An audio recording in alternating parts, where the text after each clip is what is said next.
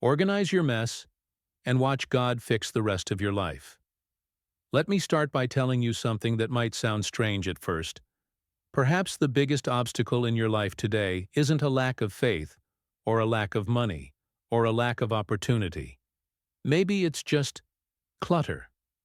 Yes, clutter. The kind you've gotten used to ignoring, but that talks to your mind every day without you realizing it. Most people pray for direction, clarity, and provision, but live surrounded by chaos. And here's the paradox.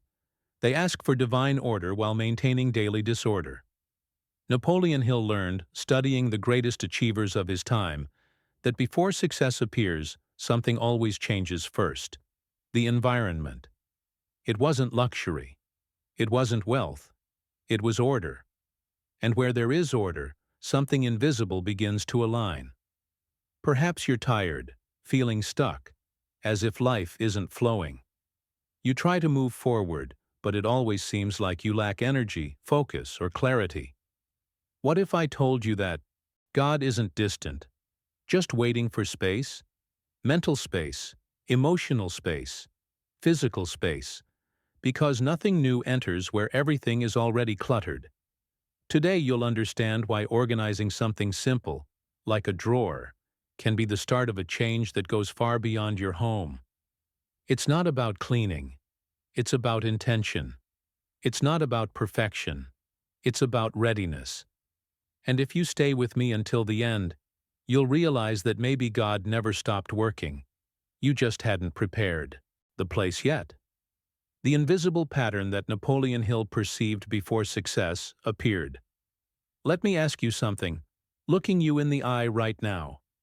Have you ever noticed how, when life starts to fall apart, the house usually goes downhill too? Napoleon Hill realized this long before it became a theory. While interviewing the wealthiest men of his time, he noticed something curious. Before the money was organized, the environment already was. It wasn't luxury. It wasn't ostentation. It was order. It was clarity. It was space. These people understood, even without being able to explain it, that the mind needs external silence to produce internal results. And perhaps no one has ever told you this clearly, but disorganization communicates with your subconscious all the time. Think about it. Every time you waste time looking for something, your brain receives a silent message. I can't even control the basics. Now imagine this happening dozens of times a day. Messy drawers, piled up, papers, things accumulated out of fear. Napoleon Hill said that the subconscious learns more from the environment than from words. You can affirm prosperity all day long, but if your space screams chaos, the mind believes what it sees, not what it hears. And then abundance seems distant, not because God doesn't want to act, but because there's no mental space to perceive the opportunities. And here's the liberating part. You don't need to change everything today. Hill always taught that great transformations begin with small, almost insignificant gestures, but full of intention. An organized drawer won't solve your whole life, but it proves to your mind that you still have the power to decide. And when your mind starts trusting you again, something changes inside, and the outside starts to follow suit. Now, hold on to that thought, because the next step reveals. Because starting small is exactly what unlocks the rest. Why external chaos blocks decisions, money, and direction. Now let me take you a little deeper into this idea, because almost no one explains it properly. When your environment is chaotic, a part of your mind never rests. Even when you think you're relaxing, there's a background noise constantly running. It's that invisible thought. I'll clean it up later. I can't forget this. Where did I put that? Napoleon Hill explained that this noise consumes creative energy, the same energy that should be used to see opportunities and make better decisions. In other words, it's not a lack of intelligence, it's an excess of distraction. Think of a simple analogy: trying to hear a low voice in a room full of people talking at the same time. Intuition works like that. Divine guidance works like that. It's subtle. When the house is messy, the mind is too busy managing the chaos to perceive signs, ideas, and solutions that are already passing by you. That's why many people say, "It feels like I'm stuck. I don't know what decision to make." Nothing flows. It's not bad luck. It's mental overload disguised as physical mess. And here's a key point that Hill often repeated. Decision-making is the muscle of success. Chaotic environments weaken this muscle because you spend all day postponing small decisions. To keep or throw away. To tidy up now or later. To resolve or postpone. When you start organizing, even something simple, you train your mind to choose again. And this ability to choose prepares the ground for something bigger that begins to move in the next step. Organization as a spiritual sign, creating space for God to act. Now pay attention to this, because here the conversation changes level. When you organize something with intention, you're not just moving objects around, you're sending a signal. Napoleon Hill observed that every repeated action with purpose speaks directly to the unconscious, and the unconscious responds by organizing the surrounding reality. It's as if you're saying, without words, "I'm ready to receive something new." And this kind of readiness always precedes change. Think about it. How does something new enter a space that's already completely occupied? It doesn't. First, you have to make room. In spiritual life, it works the same way. God acts where there is movement, where there is cooperation, where someone takes the first step. Organizing a drawer may seem too small to be spiritual, but that's exactly where the secret lies. Small actions in faith activate great responses. And let me tell you something that many people ignore. The energy with which you organize matters. If you tidy up complaining, angry, feeling like a victim, the body may move, but the mind remains stuck. Now, when you organize with gratitude, with expectation, with that feeling of something good is on the way, everything changes. This inner state opens clarity, sensitivity, perception, and it is in this silence that divine guidance usually appears. And in the next point, you will understand, because starting small isn't weakness, it's strategy. The power of small beginnings. Why a drawer can change everything. Now let me break a silent belief that sabotages many people. Most people look at their messy lives and think, "It's no use, there's too much to do." Napoleon Hill taught the exact opposite. The mind doesn't respond to the size of the task, it responds to the first movement. An organized drawer doesn't solve everything, but it breaks inertia, and inertia is the greatest enemy of prosperity. When you move, even a little, something starts to move along with you. Think of it like pushing a parked car. The hardest part isn't keeping the car moving, it's getting it going. After the first push, the effort decreases, the rhythm appears, and the direction becomes clear. Organizing a small space creates exactly this effect. You prove to yourself that you still have control, and this feeling of control reorganizes your mind before you reorganize your house. And here's something very practical that Hill would recommend today. Choose a single space, a drawer, a shelf, a corner of the table. Take everything out, clean it, and put back only what makes sense to keep now. While doing this, declare in a low voice or mentally, "I am creating space for the new."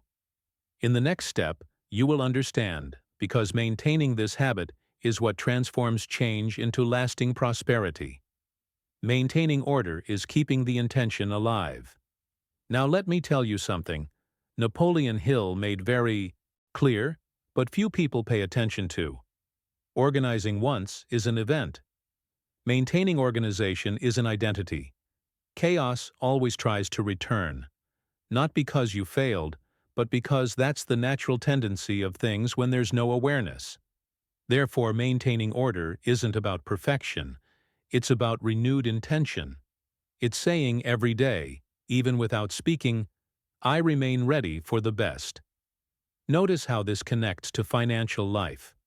When someone organizes today and abandons it tomorrow, the mind understands that it was just momentary enthusiasm. But when you put an object back in its place, when you avoid accumulating, when you notice the beginning of the mess and correct it early, you train discipline. And discipline, as Hill taught, is the invisible bridge between desire and achievement. There is no stable prosperity without some level of simple, daily discipline. Now let's make this very practical. Bought something new? Ask, where does this go? Or, what needs to go out? Noticed a corner becoming chaotic? Don't wait for it to turn into an avalanche. Solve it in 5 minutes. This kind of attitude seems small, but it builds self-respect and mental clarity. And when the mind enters this state, something curious happens. It begins to see opportunities that previously went unnoticed. And here's the hook that many people don't see. Those who maintain order send a silent message to the world. Trustworthiness. People trust more, recommend more, offer more opportunities. Prosperity doesn't just come from the invisible. It also comes from the reputation you build without realizing it.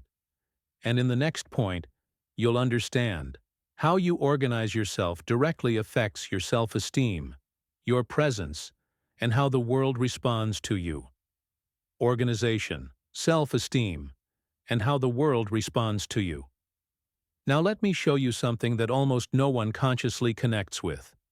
Living amidst chaos gradually creates a silent feeling of shame. You avoid visitors, avoid opening doors, avoid showing parts of your life, and this erodes your self-esteem without you realizing it. Napoleon Hill explained that self-image defines how far a person believes they can go, and disorganized environments reinforce the idea of inadequacy, even when that's not true. Now observe the opposite. When you organize, something changes in your posture, in the way you speak, even in your gaze.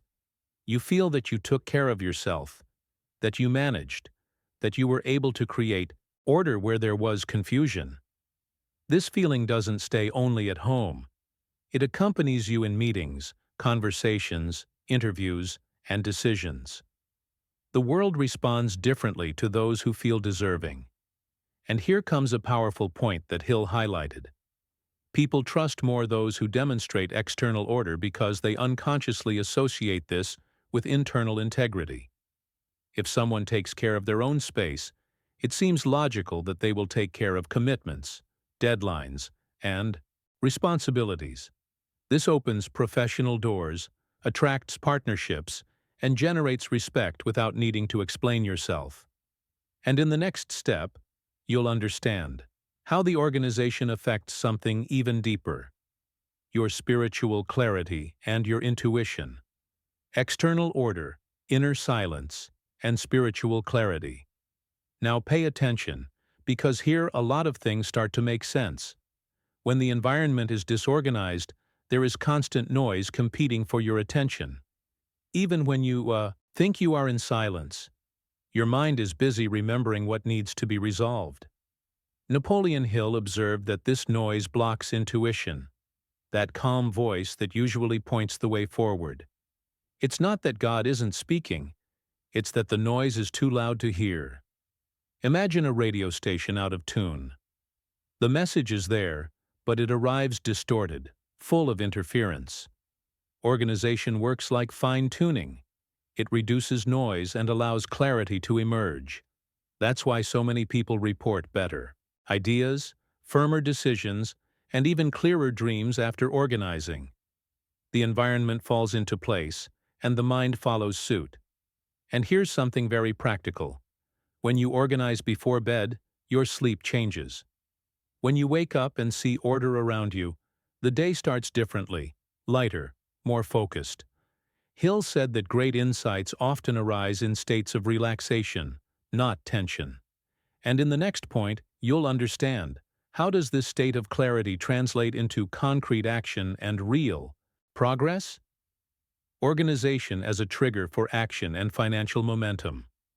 Now let me show you where all this starts to gain momentum. Many people in difficulty become paralyzed, not for lack of will, but for not knowing where to begin. Napoleon Hill taught that the worst decision is to decide nothing, because inertia always exacts high interest. Organizing is one of the simplest and safest ways to escape paralysis because it's concrete, visible, and immediate action. When you act, even a small action, the mind understands. We're moving again. Think of it as pushing a rusty gear. At first it seems heavy, but after turning a little, everything flows better. An organized drawer generates the desire to organize the closet. The closet generates the desire to organize bills. Organized bills generate financial clarity. Suddenly, you start paying what you were avoiding, saving without suffering, thinking about extra income. It's not magic, it's timing. And here's a detail that Hill emphasized a lot. The mind associates action with possibility. When you do something today, it starts to believe that you can do something bigger tomorrow. That's how people break free from cycles of scarcity, without realizing exactly when everything changed. And in the next point, you will understand how the organization activates gratitude, trust, and a true abundance mindset. Organization, gratitude, and the frequency of abundance. Now let me guide you to a point that changes everything when you truly understand it. When you organize, you touch everything you possess. And this simple act awakens awareness. Awareness generates gratitude, and gratitude is one of the most powerful forces that Napoleon Hill observed in high achievers. It's impossible to feel genuine gratitude and scarcity at the same time. The two frequencies don't coexist. While you are grateful for what you already have, your mind begins to expect more, not out of anxiety, but out of confidence. Think about it. When you fold clothes, when you clean a surface, when you separate what will stay and what will go, you are silently saying, "I acknowledge what I have received." This recognition changes your inner posture. The person who constantly complains about what they lack vibrates fear. The person who takes care of what they have vibrates abundance. And the universe, God, life, call it what you will, always responds to the dominant vibration. Not because it's magic, but because it's coherent. And here's something very practical that almost no one realizes. When you organize with gratitude, the fear of losing diminishes. You stop accumulating out of insecurity and begin to release with confidence. Donating what you don't use becomes an act of silent faith. I trust there will be more when I need it. And in the next point, you'll understand. How does this new internal state change your relationship with time, opportunities, and real growth? Organization gives back time, and time changes destinies. Now let me touch on something that weighs on both your wallet and your soul. Time. Napoleon Hill always said that time is the most expensive asset there is because it doesn't come back. Disorganization steals time in small, invisible increments. Minutes searching for things, hours postponing decisions, days living tired without knowing why. When you organize, you're not wasting time tidying up. You're investing time to recover much more later. And those who learn to recover time begin, without realizing it, to change their own destiny. Think about something simple and real. How many times have you been late, stressed, or missed an opportunity because you couldn't find a document, a key, clothes, or a contact? That's not bad luck. It's a non-existent system. When everything has its place, life flows with less friction, and less friction means more energy available to grow. Organization creates speed without haste, and that is maturity. And here's a point Hill observed in successful people. They protected time like they protect money, because they knew that time well used generates money, ideas, and peace. Organizing your environment is a silent way of respecting your own life. It's saying, "My time matters." And in the next point, you'll understand. Why do organized people tend to attract more trust, more respect, and more opportunities? Organizations build reputation, trust, and open doors. Now observe something that happens without you realizing it. When someone enters your space, home, office, work desk, they form an opinion in seconds. Napoleon Hill explained that people trust what they see first, then what they hear. External order communicates discipline, care, and integrity, even before any words are spoken. And perceived integrity attracts real opportunities. Think about the impact this has on your daily life. An organized person is usually seen as punctual, reliable, and prepared. Colleagues recommend you, clients return, partners feel secure, not because you are better, but because you convey stability. And stability is something that the market, people, and even life desperately seek. Here's a practical detail that makes a difference. If you work from home, keep only the essentials visible. This conveys focus. If you receive guests, take care of the entrance. It speaks before you do. If you have online meetings, an organized background already creates silent authority. And in the next point, you will understand. This external order also awakens generosity and creates a natural flow of prosperity. Active organization fosters generosity and maintains the flow of prosperity. Now let me show you a powerful side effect of organization that almost no one notices. When you know exactly what you have, where it is, and how much you can use, fear diminishes. Napoleon Hill observed that organized people tend to be more generous, not because they have more, but because they have clarity. They don't give impulsively or hold back. Out of insecurity, they choose. And conscious choice always generates sustainable prosperity. Think about it. Those who live in chaos feel they never have enough. Even when they do, they don't know where it is, how long it will last, or if they can let go. Those who live in order understand their limits and possibilities. This allows them to help without harming themselves, contribute without guilt, and share without fear. And generosity done with wisdom creates a cycle that always returns, multiplied. And here comes a principle that Hill strongly emphasized. Prosperity needs to circulate, because everything that stagnates rots. Organization prevents accumulation out of fear and encourages healthy flow. You donate clothes, space opens up. You release objects, the mind relaxes. You trust, life responds. And in the next point, you will understand, because organization is neither perfection nor obsession. It's the balance that sustains growth. Organization is not perfection. It is the balance that sustains life. Now let me relieve you of a burden that many people carry without realizing it. Organization isn't about excessive control, nor about living in a magazine-perfect setting. Napoleon Hill never advocated perfection. He advocated functionality with intention.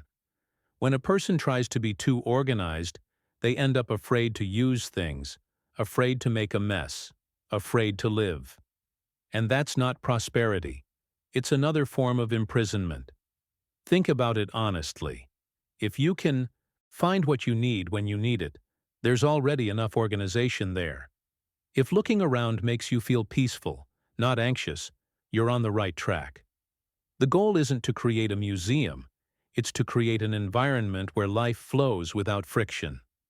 Healthy order serves you, not the other way around. And here's a very important point.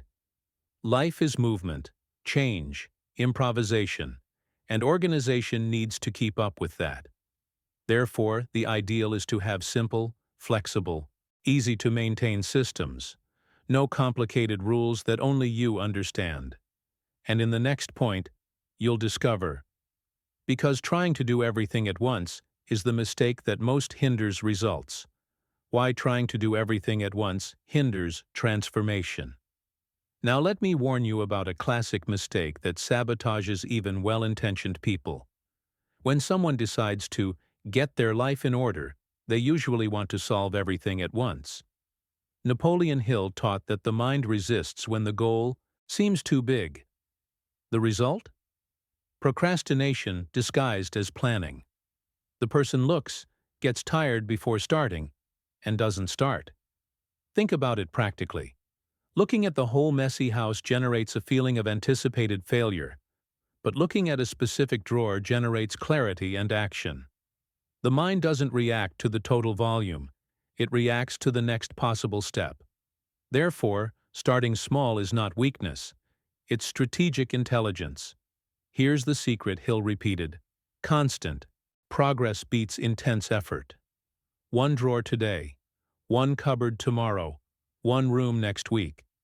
Each small advance generates emotional victory, and emotional victory generates continuity. And continuity creates real transformation. And in the next point, you'll understand why celebrating these small victories surprisingly accelerates the demonstration. Celebrating small victories speeds everything up. Now let me show you something that seems simple, but completely changes the game. Most people only allow themselves to celebrate when everything is resolved. Napoleon Hill taught the opposite. The brain responds to celebration, not to the size of the achievement. When you acknowledge a small victory, the mind understands that it's on the right track, and what is acknowledged tends to repeat itself. Think about it. You organized a drawer and simply closed it as if it were nothing. You missed a powerful opportunity. Now imagine stopping for a few seconds, looking at that space and feeling pride. That feeling releases motivation, confidence, and energy to continue.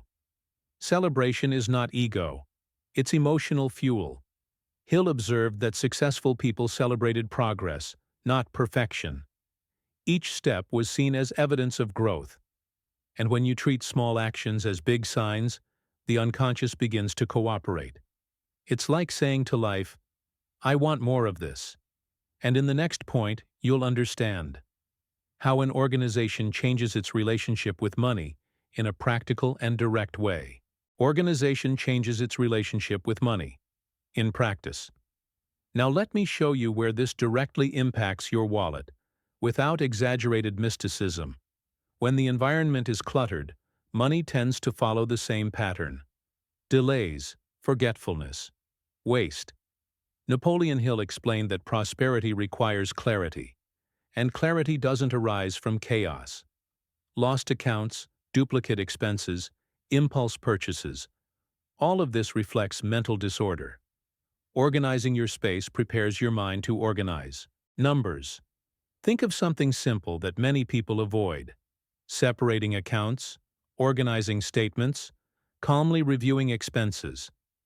When the house is in order, this task ceases to seem burdensome. The mind has already been trained to decide, to choose, to finalize, and this completely changes the relationship with money. Hill observed that organized people tend to spend better, not less. They know where to cut, where to invest, where to wait. They don't spend their time putting out financial fires. They spend their time planning moves. And in the next point, you'll understand, why does an organization prepare you for unexpected opportunities? Organization prepares you for unexpected opportunities. Now let me tell you something that almost no one directly associates with organization. Opportunities rarely announce their arrival. Napoleon Hill said that luck favors the prepared, not the waiting. When your life is in order, you can say yes quickly, and speed decides destinies. Those who live in chaos usually miss opportunities because they are not prepared. Think about real-life situations. A job offer comes up, but you can't find the documents. An invitation appears, but you don't have the time or clarity to evaluate it. An idea arises, but your mind is too tired to develop it. It's not a lack of opportunity, it's a lack of readiness. Organization creates readiness. Hill observed that organized environments generate inner confidence. You feel you can handle whatever comes, your way. And this security changes your attitude towards life. You begin to move with more courage and less fear. And in the next point, you will understand because the organization also strengthens your faith and trust in God. Organization as an act of faith and partnership with God. Now let me take you to an even deeper, yet extremely practical point.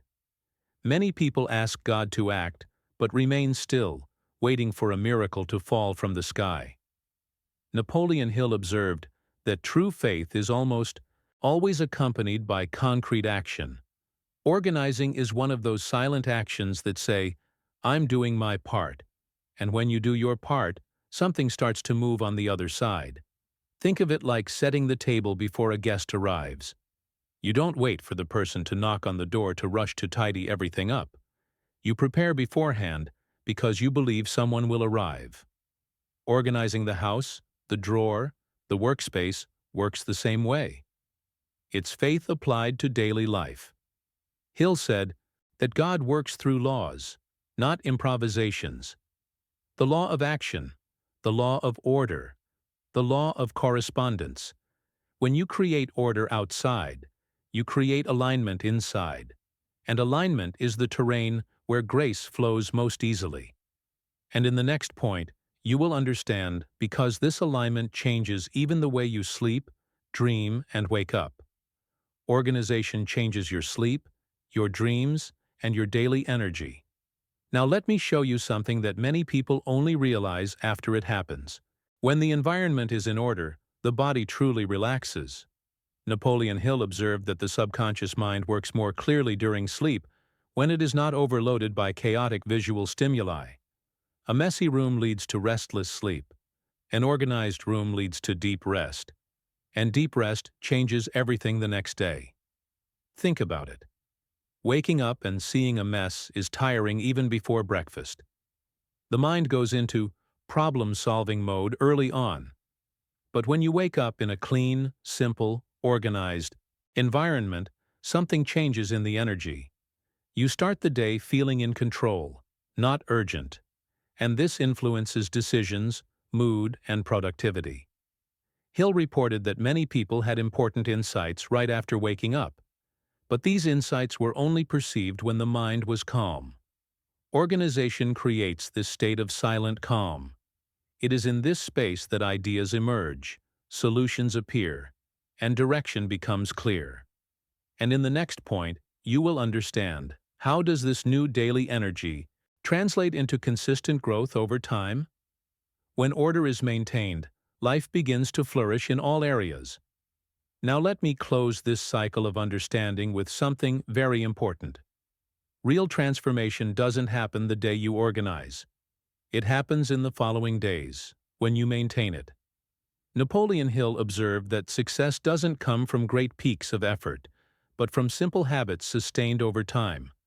Organization, when it becomes a light routine, ceases to be a task and becomes a foundation. And when the foundation is firm, growth happens almost effortlessly. Think about the difference between someone who organizes when they can and someone who takes care of their space every day.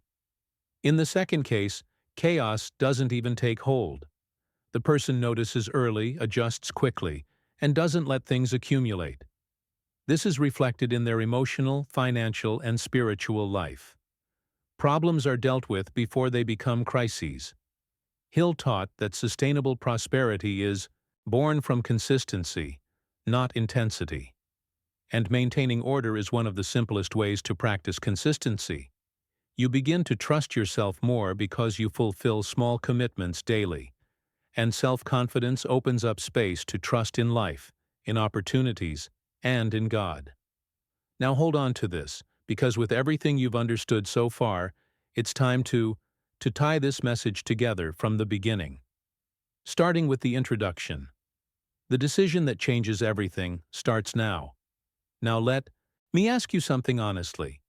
If your life today reflects the environment you live in, what exactly is that environment saying about what you expect to receive? Does it communicate readiness, confidence, and faith? Or does it still communicate fear, hoarding, and procrastination? You've noticed throughout this video that organization has never been about a beautiful house. It's always been about clarity, action, faith in motion. It's about showing yourself and God that you are willing to do your part. Because miracles don't replace attitude, they accompany attitude. And every great change begins with a simple but firm decision. So here's the invitation. Which space will you organize first today? A drawer? A desk? A forgotten corner? What are you willing to release to create space for something new to enter? Write in the comments. This is more powerful than it seems because it makes your decision public. And after organizing, observe. Observe your mind, your mood, your ideas, the small opportunities that begin to appear. Don't underestimate the subtle signs. That's how life begins to respond. Remember, external order creates internal alignment, and alignment attracts direction, provision, and peace. If this content resonated with you, if it made sense for your life, subscribe to the channel, turn on notifications, and continue learning how to align mind, faith, and action to live in true prosperity. Share this video with someone who needs this message today. And remember, organize your mess not as an obligation, but as preparation.